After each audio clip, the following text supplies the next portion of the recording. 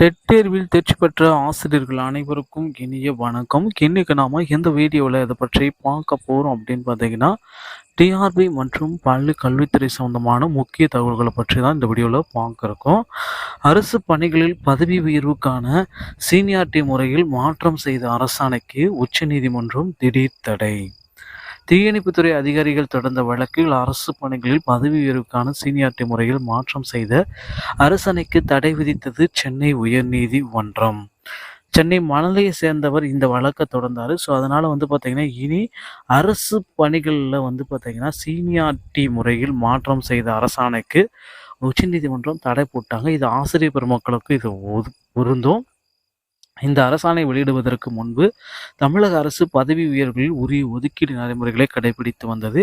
எனவே சமூக கட்டமைப்புக்கு எதிராக 2023 ஜூலை 10 பிறப்பிக்கப்பட்ட அரசாணையை ரத்து செய்ய வேண்டும் எனவும் தீயணைப்பு துறையில் இணை இயக்குனரோ அல்லது அதற்கு அந்தஸ்தில் வேறு தகுதியிலோ பதவி உயர்வு வழங்க உத்தரவிட வேண்டும் என்று கூறியிருந்தார். ஸோ இந்த வழக்கு பார்த்தீங்கன்னா அனைத்து தலைமை ஆசிரியர்களுடைய வழக்குடைய நியமனத்துறையும் அந்த பதவி உயர்வுகளையும் இடைநிலை ஆசிரியர்களுடைய பதவி உயர்வு 243 ஜீவோக்கும் பல்வேறு தகுந்தப்பட்ட சம்பந்தத்தை இருக்குது அப்படின்னு நிறைய கல்வி வல்லுநர்களே சொல்லிட்டு இருக்காங்க. அதனால் பார்த்தீங்கன்னா 243 ஜீவோவை நீக்குங்க அப்படின்ட்டு நிறையா இடைநிலை ஆசிரியர்கள் எல்லாமே போராடிட்டு இருக்காங்க. இந்த போராட்டம் பார்த்தீங்கன்னா வரும் ஜனவரி 18 பிறகு நடக்கும் அப்படின்றத ஜாக்டோஜியோ உள்ளிட்ட அமைப்புகள் எல்லாமே சொல்லியிருக்காங்க. ஸோ ஜாக்டோஜியோ போராட்டங்கள் எல்லாமே ஜனவரி இறுதியில் நடத்துறதாக பல வேறு தரப்பட்ட திட்டங்களை வச்சிருக்கதா தகவல் வந்திருக்குங்க.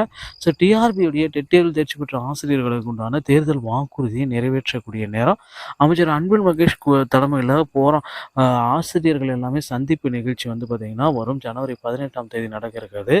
அந்த சந்திப்பு நிகழ்ச்சியில் டெட் தேர்வில் தேர்ச்சி பெற்ற ஆசிரியர்கள் நிறைய பேர் பார்த்திங்கன்னா மனு கொடுக்கறதா இருக்காங்க. எங்களுக்கு 2013 பேட்சுக்கு பணி நியமனத்தை கொடுங்க, 400 பேருக்கு பணி வழங்க அப்படின்றதுக்கு உண்டான ஒரு அறிவிப்பு வழங்க இருக்கலாம் அப்படின்றத எதிர்பார்க்கலாங்க. டிஆர்பி மற்றும் பள்ளி கல்வித்துறை சொந்தமான செய்திகள் அனைத்தையும் நீங்கள் உடனுக்குடன் பெற்ற நம்ம சேனலோட இணைந்திருங்கள். நன்றி, வணக்கம்.